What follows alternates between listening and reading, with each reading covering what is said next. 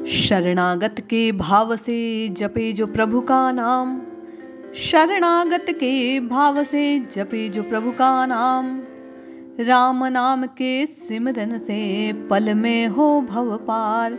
श्री राम जय राम जय जय राम, श्री राम जय राम जय जय राम, श्री राम जय राम जय जय राम, श्री राम जय राम जय जय राम। जय श्री हरि। पूज्य गुरुदेव के चरणों में बारंबार प्रणाम। एक साधक भाई ने कहा कि शरणागत का भाव कैसा होता है, शरणागत का जीवन कैसा होना चाहिए। आप बार बार कहते हैं कि शरणागत के भाव से प्रभु को पुकारने से पल में प्रभुमय हुआ जा सकता है, राम राम राम राम जपकर राममय हुआ जा सकता है। वास्तव में यदि मैं शरणागति स्वीकार करूं राम जी की, तो मुझे मेरे जीवन में क्या अपनाना होगा? बड़ा अद्भुत प्रश्न है। आइए परम पूज्य स्वामी राम सुखदास जी की वाणी से भाई के प्रश्न का समाधान प्राप्त करने का प्रयास करते हैं। एक बार स्वामी जी से यही प्रश्न हुआ कि शरणागत का जीवन कैसा होना चाहिए। साधक जीव अपने जीवन में शरणागत का भाव अपनाए तो उसे अपने जीवन में क्या क्या बदलाव करने चाहिए। पूज्य स्वामी जी कहते हैं कि गीता के अनुसार कर्तव्य कर्म का त्याग नहीं करना चाहिए, अपितु संपूर्ण धर्मों को अर्थात कर्मों को भगवान के अर्पण करके करना सर्वश्रेष्ठ धर्म है। ये संपूर्ण कर्म भगवान के समर्पण करके भगवान के ही शरण होना है, तो फिर अपने लिए धर्म के निर्णय की आवश्यकता नहीं रहती। मैं भगवान का हूँ, भगवान मेरे हैं, ये अपनेपन के समान योग्यता, पात्रता, अधिकार और कोई नहीं दे सकता। ये संपूर्ण साधनों का सार है।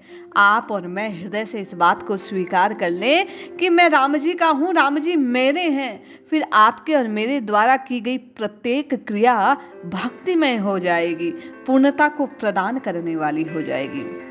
पूज्य स्वामी जी कहते हैं शरणागत को अपनी वृत्तियों आदि की तरफ न देखकर भगवान के अपने तन की तरफ देखना चाहिए। भगवान कहते हैं मेरे शरण होकर तू चिंता करता है, ये मेरे प्रति अपराध है। शरणागति में कलंक है, इसमें तेरा अभिमान है। मेरे शरण होकर मेरा विश्वास व भरोसा न रखना, यही मेरे प्रति अपराध है। अपने दोषों की चिंता करना तथा मिटाने में अपना बल मानना, यह अभिमान है। इनको तू छोड़ दे। तो शरणागत भाव को यदि आप और मैं धारण करते हैं तो प्रभु के बताए अनुसार इन दोनों का त्याग करना होगा। प्रथम अपराध जो कहा गया कि प्रभु पर पूर्णता न रखनी, विश्वास न रखना, और दूसरा अपनेपन का मान, इन दोनों को त्याग कर शरणागति के पूर्ण भाव को प्राप्त किया जा सकता है। आचरण वृत्तियां भाव शुद्ध नहीं है, दुर्भाव पैदा हो जाते हैं, समय पर दुष्कर्म भी हो जाते हैं, तो भी इनकी चिंता आपको और मुझे नहीं करनी चाहिए।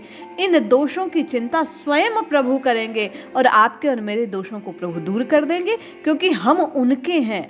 हमने पहले ही स्वीकार कर लिया कि मैं हूँ श्री भगवान का, श्री भगवान है मेरे। भगवान जो कुछ विधान करते हैं वह संसार के संपूर्ण प्राणियों के कल्याण के लिए करते हैं। बस शरणागत की इस तरफ दृष्टि हो जाए तो फिर उसके लिए कुछ करना शेष नहीं रहता। स्वामी जी कहते हैं जो मनुष्य सच्चे हृदय से प्रभु की शरणागति को स्वीकार कर लेता है तो उसका ये शरण भाव स्वतः दृढ़ होता चला जाएगा।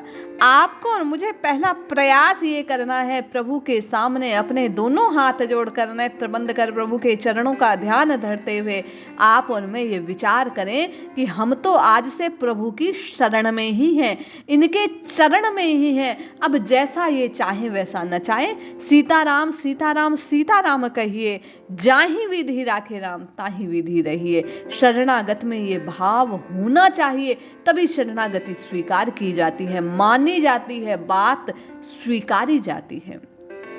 भगवान भक्त के अपनेपन को देखते हैं, उसके गुण दोषों को नहीं देखते।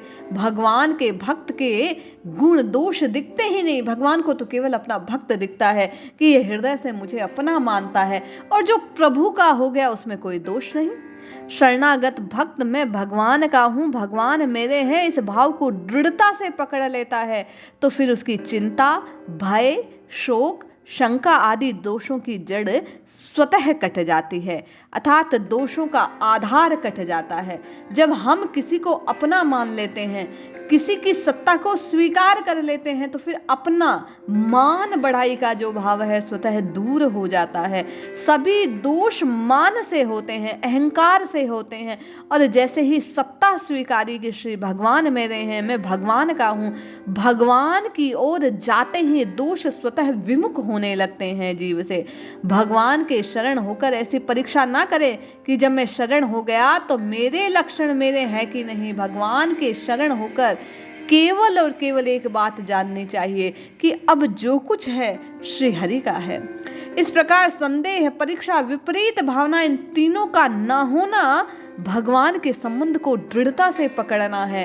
शरणागत भक्त इन तीनों बातों को आरंभ से ही मिटा देता है। ना किसी प्रकार का संदेह रहता, ना परीक्षा की भावना रहती, ना प्रभु के विपरीत कोई भाव उसके हृदय में स्थान पाता है। पूज्य स्वामी जी कहते हैं, मनुष्य जब भगवान के शरण हो जाता है तो वह प्राणियों से, संपूर्ण विघ्न बाधाओं से निर्भय हो जाता है। उसको कोई भयभीत नहीं कर सकता, उसका कोई कुछ बिगाड़ नहीं सकता। जीव का उद्धार केवल भगवत कृपा से होता है। साधन करने में साधक निमित्त मात्र है, परंतु साधन की सिद्धि में भगवत कृपा मुख्य पक्ष है। इस दृष्टि से भगवान के साथ किसी तरह का संबंध जोड़ लिया जाए वह जीव का कल्याण करने वाला है। जिन्होंने किसी प्रकार का भगवान से संबंध नहीं जोड़ा, उदासीन रहे, वे भगवान की प्राप्ति से वंचित रहे। इसीलिए आज से आप और मैं शरणागत के भाव को स्वीकार करके प्रभु को अपना मानकर मात, पिता, भाई, बंधु, सखा जो रिश्ता अपनाना चाहे प्रभु से अपनाएं, वो रिश्ते को निभाने का प्रयास करें। निश्चय मानिए ऐसा करने से आपका और मेरा कल्याण होगा। भगवान का अनंत ऐश्वर्य है, माधुर्य है, सौंदर्य है, भगवान की अनेक विभूतियां हैं। इन सब की तरफ शरणागत भक्त को नहीं देखना है। वह तो केवल भगवान के शरण हो जाता है। उसका केवल एक भाव रहता है, मैं भगवान के शरण हूँ और भगवान केवल और केवल मेरे हैं और मैं केवल और केवल भगवान का हूँ। शरणागत की दृष्टि तो केवल भगवान पर रहनी चाहिए। भगवान के गुण, प्रभाव आदि शरणागत भक्त की दृष्टि में नहीं होते। पूज्य स्वामी जी कहते हैं, प्राणी जो जो भगवान की तरफ जाता है, दूसरे आश्रय स्वतः छूटते जाते हैं, त्यों त्यों वह भगवान के आश्रय में दृढ़ हो जाता है। जो ही भगवान का आश्रय दृढ़ हुआ त्यों ही भगवत कृपा का अनुभव होने लगता है और वह सर्वथा भगवान के आश्रित हो जाए तो पूर्ण कृपा को प्राप्त कर लेता है। स्वामी जी कहते हैं, गीता में भगवान ने अर्जुन से कहा कि चित्त से संपूर्ण कर्मों को मेरे अर्पण करके तू मेरे परायण हो जा, समता का आश्रय लेकर मेरे चित्त वाला हो जा। इस श्लोक में भगवान 4 बातें, संपूर्ण कर्मों को मेरे अर्पित कर दे, स्वयं को मेरे अर्पित कर दे, समता का आश्रय लेकर संसार का संबंध तोड़ दे और तू मेरे साथ अटल संबंध स्थापित कर ले। ये 4 बातें शरणागत के भाव में होनी चाहिए। शरणागत को ये 4 बातें आवश्यक रूप से स्वीकारनी चाहिए। साधन काल में जीवन निर्वाह की समस्या, शरीर में रोग आदि विघ्न बाधाएं आती हैं, परंतु उनको आने पर भगवान की कृपा का सहारा रहने से साधक अपनी साधना से विचलित नहीं होता। उन विघ्न बाधाओं में भी उसको प्रभु की विशेष कृपा दिखती है।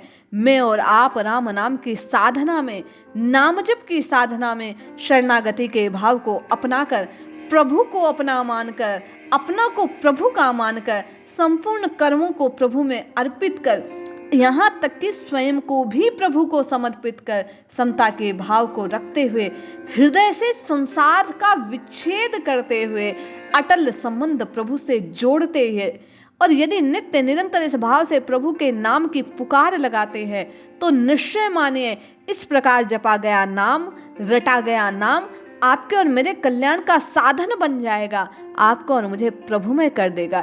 इसलिए जपिए जपिए जपिए नित्य निरंतर, केवल और केवल श्रद्धा से, विश्वास से, शरणागति के भाव से प्रभु को अपना मानकर, अपने को प्रभु का मानकर नित्य निरंतर राम नाम की ध्वनि लगाइए। अपने इस जिह्वा से प्रभु के नाम को उच्चारित कीजिए। निश्चय मानिए ऐसा करने से आपका और मेरा जीवन सफल हो जाएगा, आपको और मुझे राम जी की प्राप्ति हो जाएगी। निश्चित ही आपका और मेरा ये मनुज तन पाना सफल हो जाएगा। इसलिए नित्य निरंतर राम जी के नाम की पुकार लगाइए, कल्याण अवश्य होगा। जय श्री हरि।